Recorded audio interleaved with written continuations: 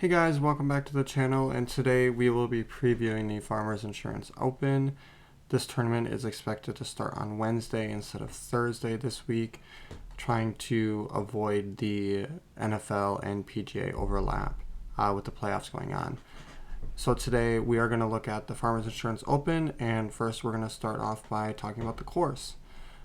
This tournament is an interesting one as they use a rotation of two courses. The first two rounds, one is on the south course and one is on the north course.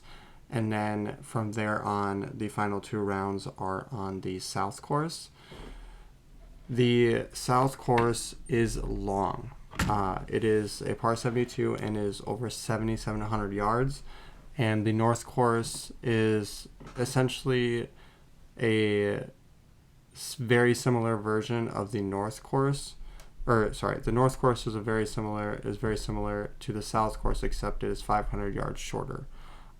With that being said, the rough is very brutal here, and with the area getting a ton of rain, you're going to need to be in the fairway to give yourself a chance or be really good at scrambling this week. In addition, the greens are POA, and they become really bumpy, which this tournament has a very low average for makes between 4 to 6 feet.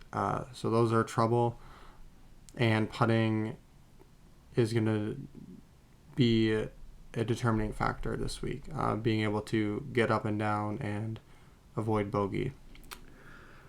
Some of the past winners here include Max Homa, Luke List, Patrick Reed. Those are the most recent winners. Mark Leishman has won here before, as well as Jason Day, Justin Rose, Brant Seneker, and John Rahm.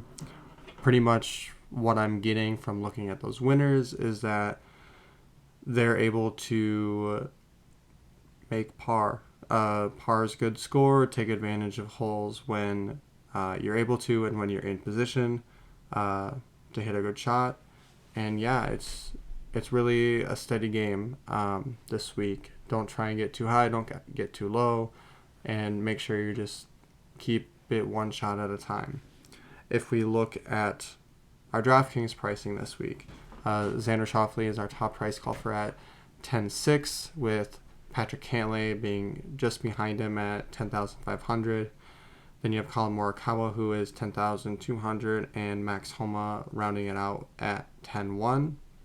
Homa is the defending champion here, and it will be looking to win again. He's been on a good start to the year. T7 at the Fortinet. He won on the DP World Tour, T13, T14. He just knows the course really well. I think he's going to be super popular this week. With that in mind, I like to pivot to Morikawa this week at 10.2. He also has been playing extremely well. T5 at the Century, solo 7th at the Hero. He won the Zozo, and yeah, I think he's gonna get a lot of depressed ownership this week, being sandwiched in between Homa and then Cantlay and Schauffele. I think Schauffele and Cantlay are going to be 25% plus owned this week, considering the pricing is very soft usually to start the year, and they have played this event numerous times and have played well here before. That being said, I would rank them Morikawa first for me, then Homa, and then Patrick and Xander third and fourth. If we move on to the 9K range, we have Sungjae leading it off at 9.9. Ludwig is back this week at 9.7. Jason Day, former winner here, at 9,500. Tony Finau, 9,300. And Minwoo 9,100. Lastly, Eric Cole at 9K. Out of these golfers, the two that are really bouncing out to me is Sungjae at 9.9 He has some good course history here, playing well in the past 2 years, and some other top 20 and 30 finishes. Last week, at the American Express, got off to a great start. The first 3 rounds, round 4 didn't go quite as well, but still had a T5 at the Century, T12 at the Zozo, and he's one of the more equal all-around players. Solid off the tee, with accuracy, not very long, but can poke it out there. Approach game is good. Around the green, he's solid. Putting, is good as well. He's one that I like this week after he was popular a bit last week. Ludwig this week is also one of my favorite tournament plays. I know he hasn't seen this course before, or at least he has not played it on the PGA Tour. He might have played it in a like a collegiate event or an amateur or something. But he's one of the longest guys on tour, but he's also one of the more accurate. And so with that skill set, I am very interested in him this week. This isn't a course that necessarily can be overpowered. However, he, with, as I just said, his accuracy being a higher percentage for a longer driver of the golf ball, just gives him, I think, more chances than other people. And I'm not sure how many people are going to click his name this week, considering we have Cantlay, Schauffele, Homa, and I like his price. I think he's been priced well pretty much all year, and I think this is a great spot for him this week. Jason Day is the other 9K range person I am looking at 9.5. He seems to have found his game a bit with his T10 at the Century, his solo 11th at the Hero, and he had 4 rounds under par at the American Express. The other thing I like to see is the 3 bogeys. I know he had 2 doubles and a double in the past 2 tournaments, but if he can keep the bogeys down and make par, Jason is one of the best in the business. So I would rank them Ludwig, Sungjae, and then Jason for my 3 out of the 9K range that I'm interested in.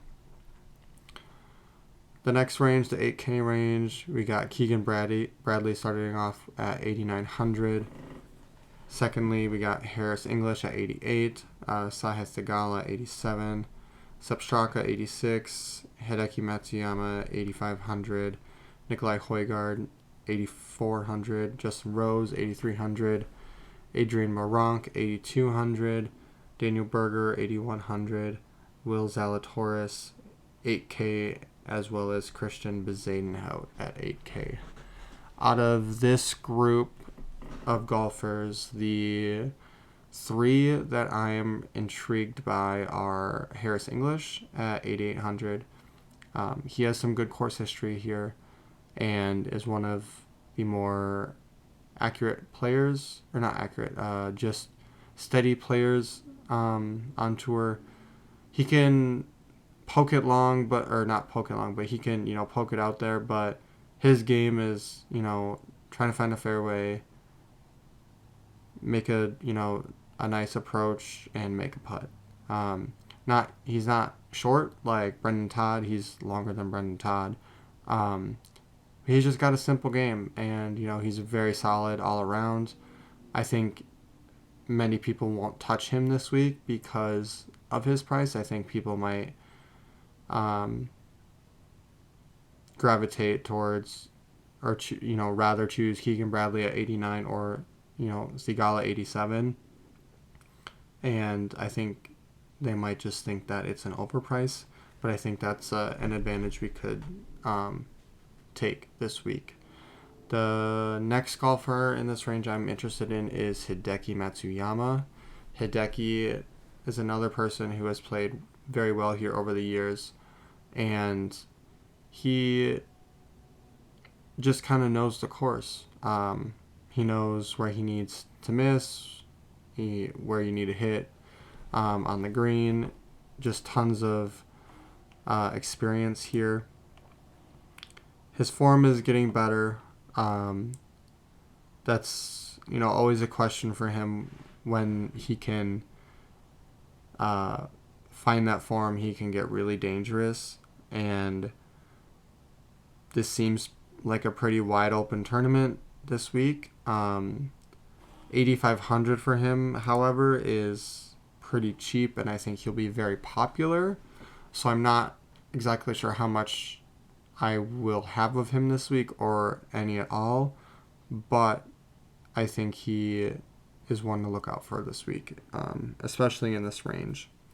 And the final person in this range I am looking at is Daniel Berger.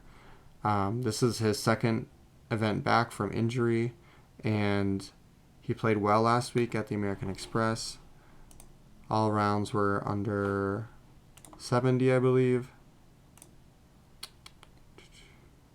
Yep, all rounds under 70. Only had 6 bogeys on the week.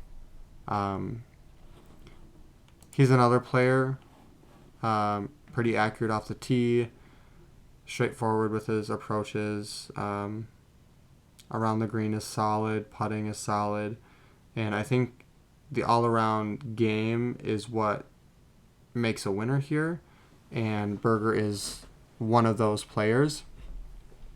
And I know Zalatoris just returned from injury, but he is not playing, up to that level of play that we expect of him. And I think Berger is fully healthy, ready to go, because he took a ton of time off.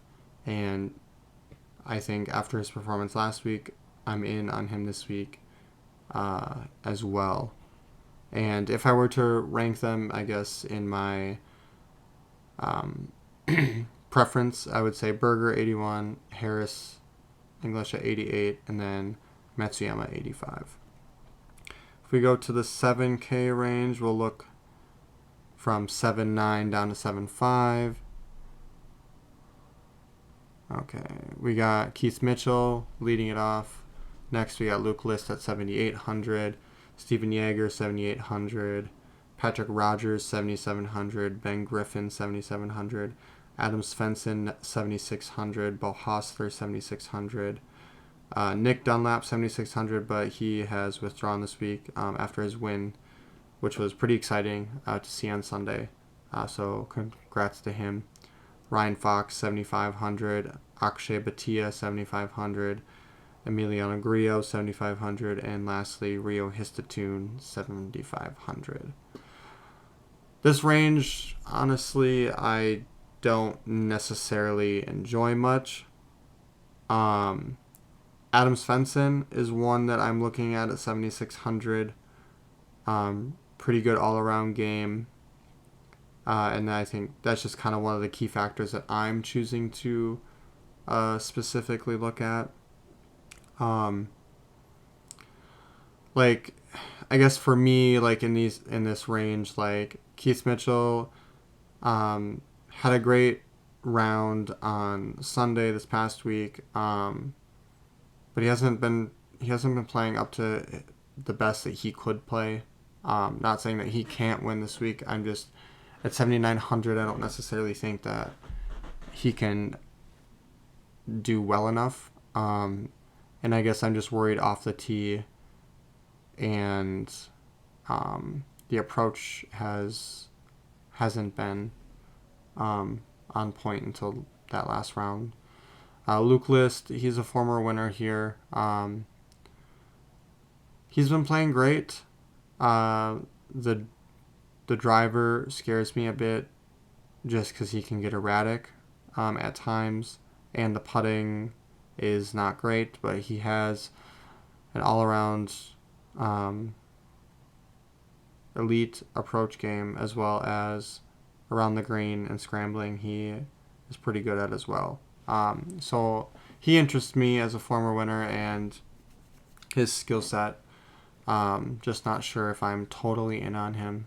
Steven Yeager is a very similar skill set, but he is, I would say, better off the tee than List, but worse around the green. And I would say around the green has a significant bump this week, considering the difficulty of the course that we're playing at.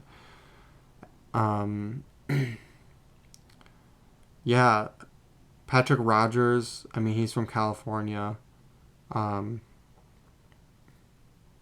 He can get hot, so like I don't hate like him. He's probably gonna be lower owned, I would think. Yeah, out of this group, I don't see much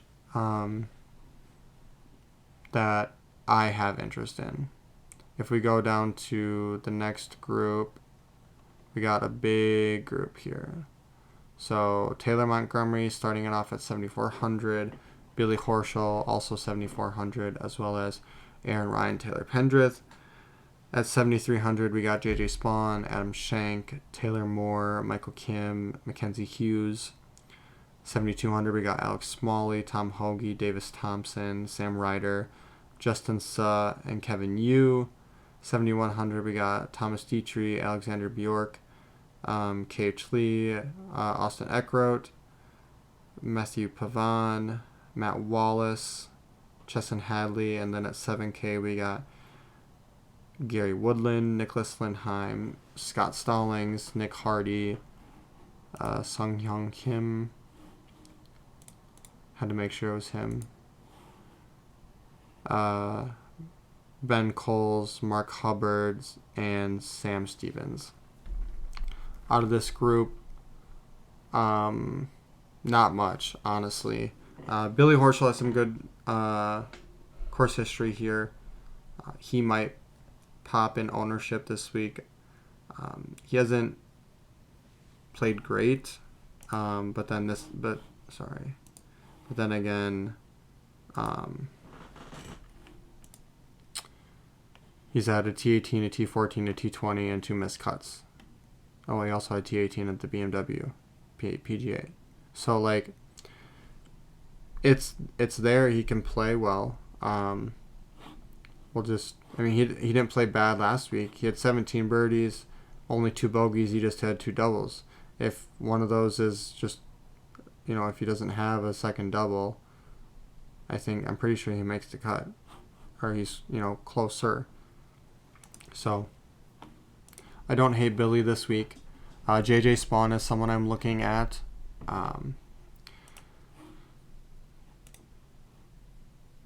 Missed a cut at the Sony, but T13 at the RSM, T6 at the Zozo. T11 at the Fortinet. Fortinet's a decent long track, obviously not as long as the Farmers. But he's just a solid approach player. Decent off the tee. Around the green, can get creative. And is very underrated. Putting, hit or miss. But he has some good results here. I'm trying to think of anyone else that I am interested in, especially on a long course. Like maybe Austin Eckroat, just with the driving accuracy, getting him in the fairway. I know he had gained steam last summer, and then his game kind of went away. But he has made 5 straight cuts, so that's promising. But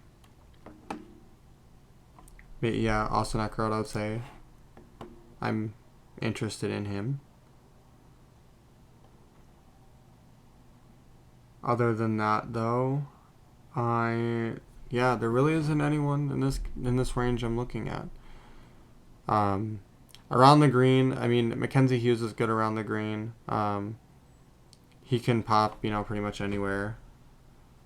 His driver scares me a bit. being that he can have huge misses. Yeah, that's it. That's pretty much it for the 7K range. I'm gonna go deep dive into the 6K because there is a couple players that stuck out to me when I looked through initially. Grayson Saig, 6,900, has some good result, or has a couple good results here. He's been playing well, pretty accurate off the tee, solid approach player, and can get hot with the putter. T17 last week at the American Express, T8 at the RSM Classic. He's someone that I'm looking at this week. Doug Gim. He's 2 for 8 on cuts made. However, I mean, 4 rounds under par at the American Express. I get that, it's a miscut, but also even though it's a miscut, you're still playing well enough, or still playing well. It's a good confidence booster. He just missed out on the Sony, just missed out on the RSM. Same with Bermuda. I mean, he was T15 at the Worldwide Technology and T17 at the Fortinet. So he also has some decent results here.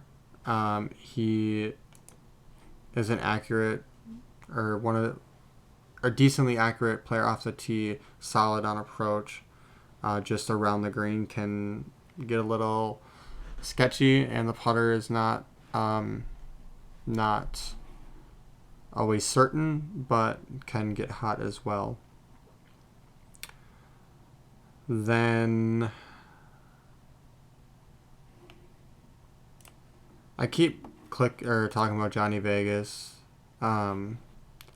He just missed out on the cut last week. He's a former winner. He not here, but he's a former PGA Tour winner. I know he's returning from injury, but he has a few events under his belt. I don't hate him as a 6K range. Same with Molinari.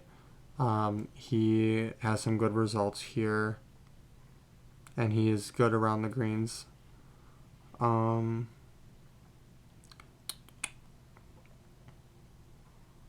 Yeah, I would say honestly that's kind of about it for, I guess, interests.